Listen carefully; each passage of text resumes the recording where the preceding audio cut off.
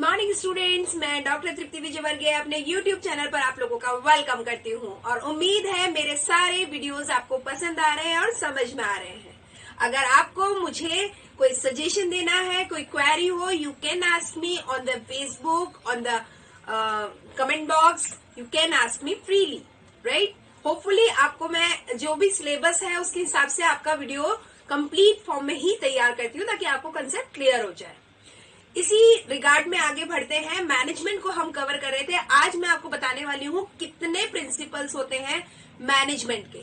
जो Henry Fayol के management की बात कर रहे हैं हम, देखो एक अंतर आपको हमेशा क्लियर होना चाहिए। एफ.डब्ल्यू. टेलर ने भी प्रिंसिपल दिए हैं और हेनरी फ्योल ने भी प्रिंसिपल दिए हैं, लेकिन दोनों के मैनेजमेंट अलग अलग हैं।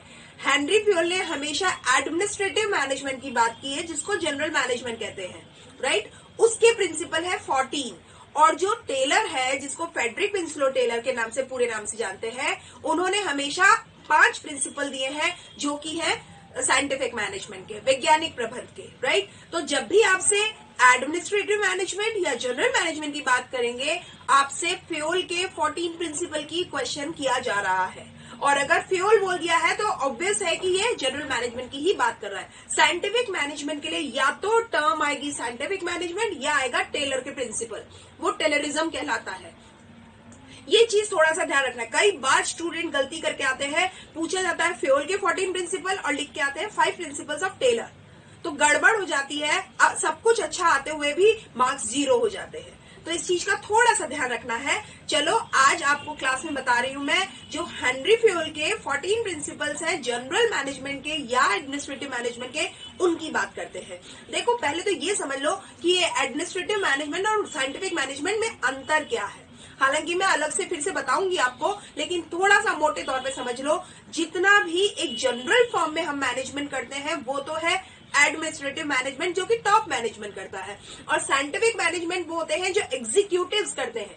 एक चीज ध्यान रखो, जो एग्जीक्यूटिव्स होंगे उन्होंने पॉलिसी बनानी है और उसके बाद में उस पर काम करने वाले लोग जो होंगे वो इम्प्लीमेंटर्स होते हैं, जिनको मिडिल मैनेजमेंट कहते हैं। मिडिल मैनेजमेंट ऑपरेशन से रिलेटेड वर्क करता है, इसलिए उसके लिए साइंटिफिक मैनेजमेंट, और टॉप मैनेजमेंट एग्जीक्यूशन का काम करता है और वो पॉलिसी मेकर होता है, इसलिए इसके जनरल मैनेजमेंट होते हैं, राइट। तो फ्योल ने ये बताया कि टॉप मैनेजमेंट अगर बेहतरीन काम करवाना चाहता है तो उसे किन प्रिंसिपल्स को ध्यान रखना चाहिए, और टेलर ने बताया था कि किसी भी काम को बेहतरीन प्रोडक्शन करने के लिए या ऑपरेट सही करना है तो ऑपरेशनल पॉइंट ऑफ व्यू से किन प्रिंसिपल्स को फोकस करना है, राइट। तो अभी हम बात करते हैं जनरल मैनेजमेंट की, आगे बात करेंगे अलग से। इसके भी मैंने अलग वीडियो बना रखे हैं साइंटिफिक मैनेजमेंट के, you can watch it, right. तो अब 14 प्रिंसिपल की बात करते हैं। सबसे पहले ये समझ लो प्रिंसिपल होते क्या है। अभी मैंने मैनेजमेंट बताया कि जनरल मैनेजमेंट और साइंटिफिक मैनेजमेंट क्या है, किसके फादर कौन है। अब जरा ध्यान दो प्रिंसिपल होते क्या है। प्रिंसिपल एक्चुअली एक फंडामेंटल ट्रुथ होता है, जो कि आधारभूत सत्य कह सकते हैं जिसको अपन, जिसके बेस पर हम आगे बढ़ते हैं, राइट। ये वो चीजें होती हैं जिसमें एक रिलेशनशिप मेंटेन होती है, जिसको हम कॉज इफेक्ट रिलेशनशिप कहते हैं। अगर कोई कारण है तो जरूर परिणाम होगा, और अगर परिणाम हुआ है तो इसका कोई ना कोई पीछे कारण रहा ही होगा। तो इसको रीजन एंड रिजल्ट थ्योरी भी कहते हैं, कॉज इफेक्ट रिलेशनशिप भी कहते हैं, राइट। अब गाइडलाइन होती है वो मैनेजर्स के लिए, ताकि कि वो अपने काम को बेहतरीन फॉर्म में करवा सके। जो 14 प्रिंसिपल है, मैं फटाफट से आपको बताने की कोशिश करती हूँ कि जल्दबाजी भी ना हो और चीजें भी क्लियर हो जाए। तो कोशिश करते हैं इस क्लास को शुरू करने की। डिवीजन ऑफ वर्क का मतलब है काम को छोटे छोटे हिस्सों में बांट देना। किसी भी ऑर्गेनाइजेशन में जब हम अगर एक इंडिविजुअल की बात करें और एक ऑर्गेनाइजेशन की बात करें तो बहुत सारे काम होते हैं, और उन कामों को ना केवल हमें डिपार्टमेंट्स में या ऑर्गेनाइजेशन के जो सब सेक्शंस है उसमें, और बल्कि उनके कार्मिकों में यानी इंडिविजुअल्स में भी उस काम को बांटा जाता है। अब जब काम को बांटा जाता है तो यहाँ ये फोकस करना है कि किस तरह का स्पेशलाइजेशन है किस डिपार्टमेंट के पास और किस व्यक्ति के पास में। तो as per the qualification of the personal and the specialisation of the department and person, the work should be divide, right. The work should be divided. तो ये सी चीज जो होती है, इससे क्या होता है, एफिशिएंसी इंक्रीज होगी, और एफिशिएंसी अगर इंक्रीज होगी तो हमारे रिजल्ट्स में इंप्रूवमेंट आएगा। ये बहुत बड़ी बात है कि आप स्टार्टिंग इनिशियल स्टेज पर आप अपने काम को जब बांटते हो और बांटने के बाद एलोकेट करते हो, firstly you have to divide the work and then you have to allocate as per the specification of the person. तो ये काम कहने में आसान है लेकिन करना बहुत मुश्किल है, और इसके रिजल्ट मिलते हैं एंड में कि आपने काम सही, लोगों को सही काम दिया था या नहीं दिया था, क्या आपने काम का बंटवारा सही किया था। तो ये सारी चीजें होती हैं जो बाद में बताती हैं कि आपके डिसीजन जो थे वो सही थे या नहीं थे। तो बाद में तो पता नहीं चलेगा कि हम अब कैसे सुधारें, लेकिन हमें स्टार्टिंग में बी कॉन्शियस। एक मैनेजर को बहुत ही ध्यान रखना पड़ता है कि वो अपने काम को इस तरीके से बांटे, इस तरह से लोगों में एलोकेट करे कि प्रोडक्टिविटी और प्रोडक्शन दोनों ही इंप्रूव हो, एफिशिएंसी और जो इफेक्टिवनेस है वो दोनों ही बढ़ जाए, ताकि कि ऑर्गेनाइजेशन का जो सक्सेस रेट है वो बढ़ जाए, इंक्रीज हो जाए। ठीक है, तो ये है डिवीजन ऑफ वर्क, पहला प्रिंसिपल है। अब दूसरा प्रिंसिपल कहते हैं बैलेंसिंग अथॉरिटी एंड रिस्पॉन्सिबिलिटी। देखो, अथॉरिटी एंड रिस्पॉन्सिबिलिटी का मतलब होता है अधिकार और जिम्मेदारियों के बीच में एक संतुलन होना चाहिए। अब ये क्या कहता है, रिस्पॉन्सिबिलिटी का मतलब होता है, अगर हम कहेंगे ड्यूटीज की कर्तव्य क्या है, और अथॉरिटी का मतलब है पावर। जिस एक व्यक्ति को आप अगर एक पावर देते हो तो उसकी कुछ जिम्मेदारियां भी बन जाती है, उसके कुछ कर्तव्य भी बन जाते हैं। तो इसके बीच में एक बैलेंस होना जरूरी है कि यानी कंसीडर किया जाना चाहिए कि जो रिस्पॉन्सिबिलिटी आप उसको दे रहे हो, क्या उसके लिए आप उसको पावर दे रहे हो, या अगर पावर दी है तो उसकी क्या कुछ जिम्मेदारियां भी रहेंगी। तो ये बैलेंसिंग एक मैनेजर का हाथ में बहुत इंपॉर्टेंट वेपन होता है, जिसके जरिए वो अपने काम को कंप्लीट कराता है। अगर आप अथॉरिटी ज्यादा दे दो और रिस्पॉन्सिबिलिटी कम दो तो गड़बड़ हो सकती है, और रिस्पॉन्सिबिलिटी ज्यादा दे दो और अथॉरिटी कम दे दो तो भी गड़बड़ हो जाती है। कुछ लोग ओवर पावर्ड हो जाते हैं या ओवर रिस्पॉन्सिबल हो जाते हैं। ये दोनों ही चीजें ऑर्गेनाइजेशन के सक्सेस के लिए एक क्वेश्चन मार्क लगा देती हैं। तो इस चीज का जरूर ध्यान रखना चाहिए कि एक फ्रस्ट्रेशन फ्री माहौल में लोग अपना काम कर सके, ज्यादा अपनी परफॉर्मेंस दे सके। इस चीज के लिए इन दोनों के बीच में बैलेंस होना जरूरी है। ये था हमारा second principle. Now we are moving on the third principle, that is discipline. अनुशासन कहते हैं इसको हम। अनुशासन क्या है? एक्चुअली ये फॉर्मल और इनफॉर्मल ऑर्गेनाइजेशन में एक तरीके से हम काम को कैसे करेंगे ये है। अनुशासन का मतलब होता है हम किस तरह से नियमों का रेस्पेक्ट करते हैं, उस उप नियमों का हम आदर करते हैं। ऑर्गेनाइजेशन में रूल्स एंड रेगुलेशंस दोनों बनाए जाते हैं। इन दोनों के ही रेफरेंस में हम कितना रेस्पेक्ट करते हैं, वो सेल्फ डिसिप्लिन भी हो सकता है और एनफोर्स डिसिप्लिन भी हो सकता है। यानी एक तो मैं अपने आप से ही अनुशासित हूँ, और एक ऑर्गेनाइजेशन ने मुझे ये कहा है कि ये डूज है और ये डोंट्स है, आपको ये करने और ये नहीं करने, तो मैं आपके द्वारा बताए गए नियमों और उपनियमों का पालन करते हुए करने वाली बातें करूं और नहीं करने वाली बातों को अवॉइड करूं। तो ये है हमारा इम्पोज्ड या एनफोर्स्ड डिसिप्लिन। तो ये जो डिसिप्लिन है ये भी जरूरी है, और इनर डिसिप्लिन या सेल्फ डिसिप्लिन भी जरूरी है। तो कोई व्यक्ति किस तरह के प्रिंसिपल में अपनी चीजों को फोकस करेगा, काम को करेगा, कि बिना फ्रस्ट्रेशन के, बिना किसी दबाव के, डर के वो अपने काम को पूरा कर सके। एक ऑर्गेनाइजेशन केवल तभी रन कर सकती है जब लोग सेल्फ मोटिवेटेड भी हो, सेल्फ डिसिप्लिन्ड भी हो, और जो डिसिप्लिन उनके ऊपर थोपा गया है या लगाया गया है उसका वो रेस्पेक्ट करते हो। एक अच्छा सुपरविजन हमेशा डिसिप्लिन, और एक जो इम्पार्शियल जजमेंट होता है वो हमेशा डिसिप्लिन के माहौल को क्रिएट करता है। अगर आप पक्षपातपूर्ण न्यायपालिका रखते हैं या जजमेंट करते हैं तो भी डिसिप्लिन में बहुत ज्यादा क्रैक्स आ जा सकते हैं। इससे ऑर्गेनाइजेशन की सक्सेस पर कोई मुश्किल हो जाती है। तो इसलिए ये जरूरी है कि डिसिप्लिन किस तरीके से आप मेंटेन करेंगे। क्या आप खुद डिसिप्लिन है? अगर आप किसी को डिसिप्लिन करना चाहते हैं, यू शुड बी डिसिप्लिन्ड। तो ये सारी चीजें भी इंपॉर्टेंट है। ये था हमारा third principle. Now unity of command is the fourth principle. क्या कहता है यूनिटी ऑफ कमांड? कमांड का मतलब होता है जब भी आप कोई चीज किसी को बता रहे हैं, आदेश दे रहे हैं, इसको हिंदी में बोलते हैं आदेश की एकता। इस प्रिंसिपल के हिसाब से क्या होता है, एक सबऑर्डिनेट जो होता है उसके पास में जो ऑर्डर आते हैं वो किसी एक पर्सन से आने चाहिए, एक सुपीरियर से आने चाहिए, चाहे वो बॉस हो या मैनेजर हो, पर एक ही से आने चाहिए। अगर 4 बॉस है और चारों बॉस अपना अपना ऑर्डर देते हैं तो ही कैन बी कंफ्यूज, किसका ऑर्डर माने किसका ना ऑर्डर माने, क्योंकि सभी तो बॉस हैं।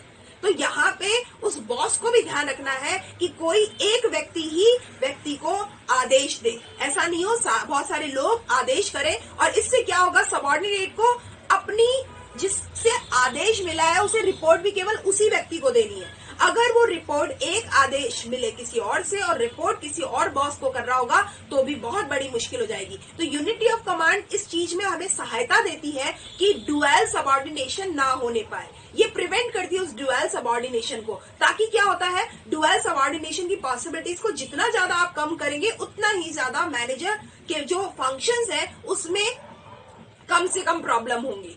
नहीं तो कंफ्यूजन भी होगा, बाइसनेस भी होगी, बहुत ज्यादा मिसअंडरस्टैंडिंग्स भी होगी। इससे केवल ऑर्गेनाइजेशन में मिसमैच ज्यादा होगा। तो unity of command should be there. Next, unity of direction. बहुत सारे स्टूडेंट इन दोनों ही प्रिंसिपल्स में बहुत ज्यादा कंफ्यूज होते हैं कि यूनिटी ऑफ कमांड और यूनिटी ऑफ प्रिंसिपल जो डायरेक्शन है वो एक ही तो है। नहीं, यूनिटी ऑफ कमांड तो कहता है कि आदेश में एकता होनी चाहिए और यूनिटी ऑफ डायरेक्शन कहता है निर्देश में एकता होनी चाहिए। Just imagine there are 4 bosses A, B, C and D। A ने कमांड किया अपने एम्प्लॉइज को, राइट? उसने कमांड कर दिया, अब काम हो रहा है और काम होकर के A तक रिपोर्ट चली जाती है। That is the unity of command, right? बाकी 3 साइलेंट है, A ने कमांड किया इसलिए। अब जरा चेंज होता है मामला। यूनिटी ऑफ डायरेक्शन क्या कहता है? मिस्टर A ने एक कमांड किया, कमांड करने के बाद उसने जो डायरेक्शन दी कि आपको काम ऐसे करना है, कुछ ही देर में उसने उस डायरेक्शन में बदलाव कर दिया। नहीं, इसे ऐसे नहीं वैसे कीजिए, मतलब वेरिएशन डाल दिया है तो मिस्टर बॉस एक ही ए बॉस ने ही कमांड किया है, लेकिन वो अपनी डायरेक्शन में या गाइडलाइन में बदलाव करता रहता है बार बार। वो क्या चाहता है उसे क्लियर कट पहले ही बता देना होगा। अगर वो उसमें कंफ्यूज है या कंफ्यूज करता है, इन दोनों ही मामले से एम्प्लॉय की जो एनर्जी है वो डिस्टर्ब होती है, उसका फोकस चेंज होता है और बहुत ज्यादा फ्रस्ट्रेशन आ जाता है। एम्प्लॉय ये समझता है कि खुद ही कंफ्यूज है, मुझसे क्या काम करवाना चाहता है। तो यूनिटी ऑफ डायरेक्शन क्या कहती है कि 1 हेड एंड अ 1 प्लान। उसके दिमाग में एक विचार, एक योजना होनी चाहिए। अगर इसमें वेरिएशन होता है या बदलाव होता रहता है, चेंजेस होते रहते हैं, तो वो जो ऑब्जेक्ट है वो बदलता जाएगा और उससे क्या होता है, चीजें फोकस नहीं रहती। अब अगर फोकस नहीं रहती तो यूनिटी ऑफ डायरेक्शन ये कहती है there must be a single focus. आपका एक लोकस पॉइंट होना चाहिए कि आपको काम करना क्या है। यानी अगर हम मार्केटिंग एक्टिविटीज करना चाहते हैं, चाहे एडवर्टाइजिंग है, चाहे सेल्स प्रमोशन है, प्राइसिंग है, तो क्या करना है, एक मैनेजर एक काम को एक तरीके से बताएगा। दिशा देने वाला व्यक्ति एक ही होना चाहिए। इसका मतलब है उनका लक्ष्य एक हो, उनका ऑब्जेक्टिव एक हो और ऑर्गेनाइज्ड हो। इसी से हम किसी भी व्यक्ति की प्रोफिशिएंसी और उसकी एनर्जी को हम सही तरीके से यूज कर सकते हैं। तो डायरेक्शन में भी हमारा यूनिटी होना चाहिए। अब आगे बढ़ते हैं, सबऑर्डिनेट ऑफ जो इंडिविजुअल इंटरेस्ट है उसको जनरल इंटरेस्ट में कैसे कन्वर्ट करना है। देखो एक बात समझिएगा, इंटरेस्ट होते हैं 3 तरीके के। एक होता है पर्सनल इंटरेस्ट, एक होता है ऑर्गेनाइजेशनल इंटरेस्ट और एक होता है जनरल इंटरेस्ट, राइट? इस इंटरेस्ट को आप किस तरीके से जनरल इंटरेस्ट में कन्वर्ट करोगे कि ऑर्गेनाइजेशन का इंटरेस्ट बन जाए। इसका मतलब है हर एक व्यक्ति काम करना चाहता है अपने इंटरेस्ट से। मुझे कोई ना कोई फायदा होना चाहिए तब मैं कोई काम करूं। अब ये जो मुझे कोई ना कोई फायदा होना चाहिए, ये जो है, ये मेरा जो पर्सनल इंटरेस्ट है, इस फायदे को भी मेंटेन किया जाए और मेरे इस काम करने से इसका रिजल्ट ऑर्गेनाइजेशन को भी बेहतरीन मिल जाए, इस तरह से काम करवाया जाना चाहिए। तो किस तरीके से जनरल इंटरेस्ट को इंपॉर्टेंस देते हुए आप एक सबऑर्डिनेट के इंडिविजुअल इंटरेस्ट को भी फोकस करेंगे। तो अगर ऐसा कर पाते हैं तब तो जो ऑर्गेनाइजेशन होती है वो सक्सेसफुल हो जाती है और आगे बढ़ती है, प्रोग्रेसिव हो जाती है। लेकिन अगर आपने किसी सबऑर्डिनेट के इंडिविजुअल इंटरेस्ट को ही फोकस किया, ऑर्गेनाइजेशन के इंटरेस्ट को फोकस नहीं किया, तो हर एक व्यक्ति का एफर्ट एक सिंगल एफर्ट बनकर रह जाएगा। आपको मालूम है एक मुट्ठी की ताकत और एक उंगली की ताकत में कितना अंतर होता है। कहने को ये पूरी मुट्ठी बनी तो इन्हीं उंगलियां और एक अंगूठे से है और हर एक की अपनी ताकत है, पर अगर हम इसको इंटीग्रेट फॉर्म में कर लेते हैं तो ये एक जनरल इंटरेस्ट बन जाता है। बस यही सारा मामला है कि आप अपने ऑर्गेनाइजेशन में जो भी एम्प्लॉइज हैं या पर्सनल्स हैं, उनकी हर एक की अपनी अपनी ताकत को ऑर्गेनाइजेशन की ताकत आप कैसे कन्वर्ट करेंगे, टीम में कैसे काम करवा पाएंगे, that's the spirit of the manager. यही है कि आप सबऑर्डिनेट के जो इंडिविजुअल इंटरेस्ट है उसको जनरल इंटरेस्ट में कैसे कन्वर्ट करेंगे। अब एक और प्रिंसिपल की बात कही थी, एक मैनेजर को बेहतरीन मैनेजर केवल तभी कहा जा सकता है जब वो रेम्यूनरेशन पर भी फोकस करता है। यानी किसी के काम को या किसी के एफर्ट को जब आप रिटर्न बैक करते हैं या रिवार्ड देते हैं, दैट इज द रेम्यूनरेशन। अगर हिंदी की बात करेंगे तो रेम्यूनरेशन का मतलब है पारिश्रमिक।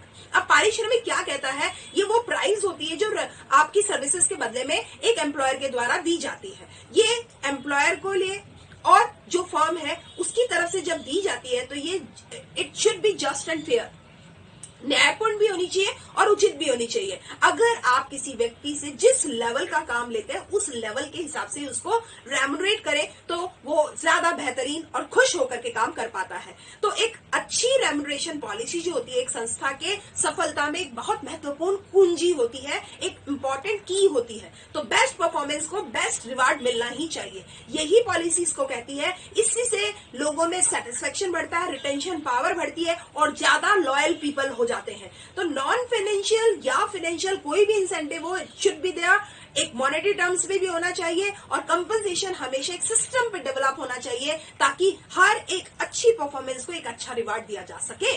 ये है प्रिंसिपल नंबर 7। हेनरी फ्योल ने बहुत ही बेहतरीन प्रिंसिपल और बहुत ही बेहतरीन सोच के साथ जो सिद्धांत बनाए थे उन्हीं की आज हम डिस्कशन कर रहे हैं इस क्लास में। अब बढ़ रहे हैं हम 8वें प्रिंसिपल पे, वो कहता है सेंट्रलाइजेशन, केंद्रीयकरण। अब केंद्रीयकरण क्या कहता है? सेंट्रलाइजेशन का मतलब होता है अथॉरिटी के पास में पावर होना, कुछ लोगों के पास में ही पावर होना। हालांकि हम ये कहते हैं कि कम हो या ज्यादा हो, लेकिन ये डिपेंड करता है किसी भी कंपनी के साइज पे या ऑर्गेनाइजेशन की साइज पे और मैनेजर की क्वालिटी पे कि सेंट्रलाइजेशन कितना होगा, किस लेवल तक होगा। लेकिन फिर भी ये कहते हैं डिसेंट्रलाइजेशन अगर आप संस्था में पूरी तरीके से करते हैं तो कभी भी काम अच्छे से नहीं हो सकता। जैसे कहा जाता है 7 घोड़ों का सवार जो होता है वो 7 घोड़ों की लगाम अपने हाथ में रखता है। अगर 7 जने उन 7 घोड़ों को कंट्रोल करें और रथ एक ही हो ना तो किसी भी हालत में एक दिशा में नहीं बढ़ सकते वो घोड़े। अगर 7 घोड़ों की ताकत को आपको अगर सही दिशा में एक दिशा में लेके आगे बढ़ना है, इस रथ को आप एक ऑर्गेनाइजेशन मानिए, इस घोड़ों को आप अपने एम्प्लॉय मानिए और जो वो उसका सारथी है वो एक्चुअली एम्प्लॉयर है। अगर वो अपने 7 घोड़ों की लगाम अपने हाथ में रखता है तो उन हर एक की एफर्ट को वो सही लाइन में फोकस कर सकता है और अपनी ऑर्गेनाइजेशन को आगे बढ़ा सकता है। लेकिन अगर यहाँ पे कहीं मिसमैच हुआ या हर एक घोड़े को अपने हिसाब से छोड़ दिया तो कभी भी एक दिशा में आगे नहीं बढ़ सकते। तो ये जो सेंट्रलाइजेशन पॉलिसी है वो ये कहती है साइज क्या है संस्था का और एक मैनेजर की क्वालिटी क्या है, मगर सेंट्रलाइजेशन होना चाहिए। कम हो ज्यादा हो ये डिपेंड करता है कि किस तरीके से करेंगे। तो एक कंप्लीट जो ऑर्गेनाइजेशन की सक्सेस जो होती है ये उस पर डिपेंड करती है कि किस तरह से सेंट्रलाइजेशन और डिसेंट्रलाइजेशन के बीच में बैलेंसिंग की जाएगी, क्योंकि डिसेंट्रलाइजेशन भी जरूरी है। आप एक हद तक सबको कंट्रोल कर सकते हैं, लेकिन हर समय अगर आप कंट्रोल करेंगे तो उनकी जो पर्सनल लिबर्टी है, पर्सनल स्पेस है, उसमें डिस्टर्बेंस हो जाएगा। तो ये भी एक जरूरी है कि कुछ हद के बाद में उन्हें फ्री छोड़ दो, डिसेंट्रलाइज कर दो, do as their own job. तो अगर ऐसा कर पाएंगे तो वो ज्यादा बेहतरीन परफॉर्मेंस दे पाएंगे। लेकिन अब किस तरीके की संस्था है उस पर डिपेंड कर देगा, किस तरह का नेचर ऑफ वर्क है उस पर डिपेंड करेगा कि सेंट्रलाइजेशन और डिसेंट्रलाइजेशन का बैलेंसिंग किस परसेंटेज पे होगा। राइट, ये वाला प्रिंसिपल बताता है। अब जरा आगे बढ़ते हैं स्केलर चेन। अब स्केलर चेन क्या होता है? स्केलर चेन का मतलब होता है, इसको चेन ऑफ कमांड भी कह सकते हैं। इसका ये मतलब है किसी भी एक संस्था में जब अलग अलग डिपार्टमेंट होते हैं, किस तरह से वो डिपार्टमेंट अपने सुपीरियर या अपने सबऑर्डिनेट के साथ में अपना आदेश देंगे, अपना काम को वो करवाएंगे। तो चेन ऑफ कमांड जो होता है किसी भी ऑर्गेनाइजेशन चार्ट के फॉर्म में डिपिक्ट किया जाता है, जिसका मतलब होता है हम ये पता लगाए कौन तो सुपीरियर है और कौन तो सबऑर्डिनेट है। अगर इसका हमें पता नहीं हो तो हमें यही नहीं समझ में आएगा कौन हमें ऑर्डर देगा और हम किसको ऑर्डर देंगे। ये पता होना जरूरी है कि मेरा बॉस कौन है और मैं किसका बॉस हूँ। अगर ऐसा नहीं होता तो हायरार्की डेवलप नहीं होती और इफेक्टिव डिसीजन मेकिंग तो कभी भी संभव हो ही नहीं सकती if there is no impression of the hierarchy.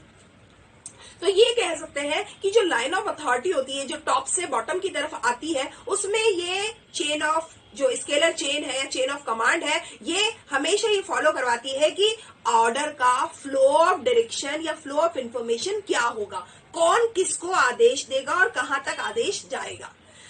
अगर ये चीज क्लियर ना हो तो यही समझ में नहीं आएगा आदेश देगा कौन, आदेश लेगा कौन। तो इस चीज को आइडेंटिफाई करने के लिए, रिकॉग्नाइज करने के लिए जरूरी होता है हायरार्की लेवल क्लियर किया जाए। इसी को स्केलर चेन कहा जाता है।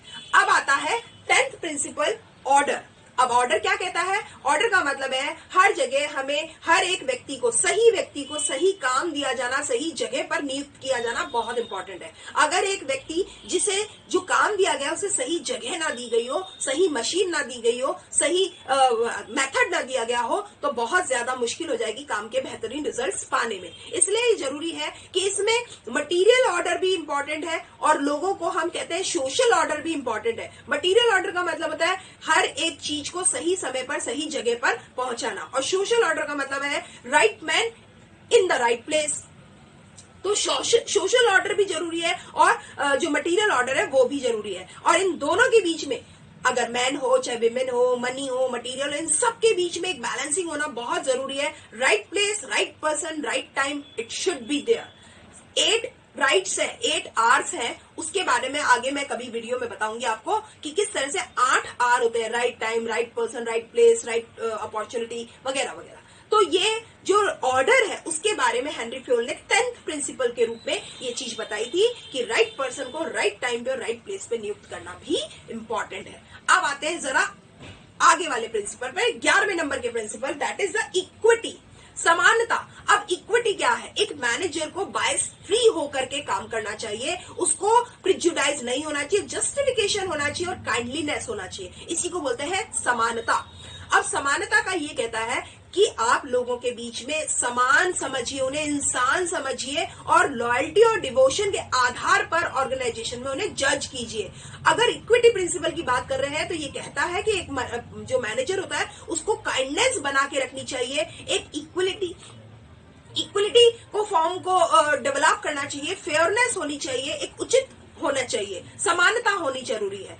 अब 12वां प्रिंसिपल क्या कहता है? Stability of tenure of personal. अगर आप पर्सनल को टिकाए रखना चाहते हो तो there should be a retention policy, यानी जॉब सिक्योरिटी होना जरूरी है। अगर जॉब सिक्योरिटी नहीं हुई तो लेबर टर्नओवर बहुत हाई हो जाएगा और इनस्टेबिलिटी हो जाएगी। इससे क्या होगा? इनएफिशिएंसी बढ़ जाएगी। अगर ऐसी चीज होती है तो उस फर्म की सक्सेस पर क्वेश्चन मार्क लग जाता है, अगर लोग वहां टिकते नहीं है तो सक्सेसफुल ऑर्गेनाइजेशन हमेशा कोशिश करती है अपने व्यक्तियों के टेन्योर को स्टेबल बनाए रखें। हम उन्हें नहीं निकालते, हम उन्हें बना के रखना चाहते हैं ताकि कि लॉयल्टी और रॉयल्टी दोनों डेवलप हो और एक फेयरनेस डेवलप हो। यही ये प्रिंसिपल कहता है। इनिशिएटिव जो कि सेकंड लास्ट प्रिंसिपल है, ये कहता है अगर एक अथॉरिटी की लिमिटनेस या डिसिप्लिन का ना हो तो हर एक व्यक्ति को एनकरेज किया जाना चाहिए कि वो अपने इनोवेटिव आइडियाज के लिए या किसी चीज को काम को शुरू करने के लिए वो पहल करे। इनिशिएटिवनेस का मतलब होता है पहलपन। तो आपको ये एक ऐसा माहौल दिया जाना चाहिए कि आप किसी काम को शुरू करने में डरे नहीं, हिचके नहीं, झिझके नहीं। ये हेजिटेशन, फियर या जो फोबिया होता है ना, वो नहीं होना चाहिए। एक सक्सेसफुल ऑर्गेनाइजेशन हमेशा अपने एम्प्लॉइज को एनकरेज करती है ताकि कि वो अपने ओन प्लान्स को एक्सेलरेट कर सके, एग्जीक्यूट कर सके, और इससे क्या होता है? एक नए नए तरीके के विचारों का आगमन होता है, एक सेटिस्फेक्शन लेवल हाई होता है और हर एक व्यक्ति को अपनी एक पहचान मिलती है। ये इसी से हम अपने सबऑर्डिनेट को ये कह सकते हैं कि सोचने का जो काम है वो आप भी कर सकते हैं, सजेशन देने का काम आप भी कर सकते हैं। ऐसा तब होता है जब हम उन्हें इनिशिएटिव करने के लिए एनकरेज करते हैं। अब अपन आते हैं लास्ट प्रिंसिपल पर, एस्प्रेड द क्रॉप। ये क्या कहता है? एस्प्रेड द क्रॉप का मतलब होता है ये एक टीम स्पिरिट की बात कर रहा है। इसका मतलब ये होता है एक मैनेजर में यूनिटी क्रिएट करने की क्षमता होनी चाहिए, कॉपरेशन डेवलप करने की क्षमता होनी चाहिए, अपने एम्प्लॉइज में वो टीम स्पिरिट जगाए, ऐसी उसमें क्षमता होनी चाहिए। अगर वो ऐसा कर पाता है, देखो हर एक व्यक्ति में अपनी एक यूनिकनेस है, स्पेशलाइजेशन है। आप सबको मिलाकर एक मुट्ठी की ताकत कैसे बना पाएंगे, ये टोटल डिपेंड करता है उस मैनेजर की स्किल्स पर। जब मैं मैनेजर की स्किल्स बताऊंगी तब मैं बताऊंगी कि ये कितना इंपॉर्टेंट है कि आप अपने लोगों को किस तरह से उनको मुट्ठी फॉर्म में कन्वर्ट करते हैं। तो इससे क्या होता है? डिवाइडिंग एंड रूल पॉलिसी नहीं काम करती और लोग एकजुट होकर के वी एटीट्यूड के साथ में अपनी ऑर्गेनाइजेशन को द बेस्ट देते हैं। इससे ग्रेट सक्सेस मिलती है, उस स्ट्रेंथ को, उस सक्सेस को स्ट्रेंथ मिलती है जिससे ऑर्गेनाइजेशन रन करती है। किसी भी बिजनेस के रन करने में उसके लोगों का बहुत इंपॉर्टेंट रोल होता है। तो ये जो 14 प्रिंसिपल है हेनरी फ्योल ने बहुत सोच समझ के और एडमिनिस्ट्रेटिव पॉइंट ऑफ व्यू से जो डेवलप किए हैं, ये इनके पीछे की जो डेप्थ है ये हर एक मैनेजर को समझना चाहिए। अगर वो ऐसा कर पाता है तो ही उस सक्सेस ऑर्गेनाइजेशन की सक्सेस में उसका कंट्रीब्यूशन होता है। तो आज की क्लास के लिए मैं इतना ही पढ़ाऊंगी कि प्रिंसिपल्स, जो 14 प्रिंसिपल्स ऑफ हेनरी फ्यूल है, ये मैंने आज की क्लास में बता दिया। आगे की क्लास में मैं मैनेजमेंट से रिलेटेड और नए नए टॉपिक्स आपके साथ लेके आऊंगी जो आपके सिलेबस से डायरेक्ट रिलेट करते होंगे और आपके एग्जाम में आपको बहुत सारी सहायता देंगे। आज की क्लास के लिए इतना ही। Thank you and keep watching my videos regularly.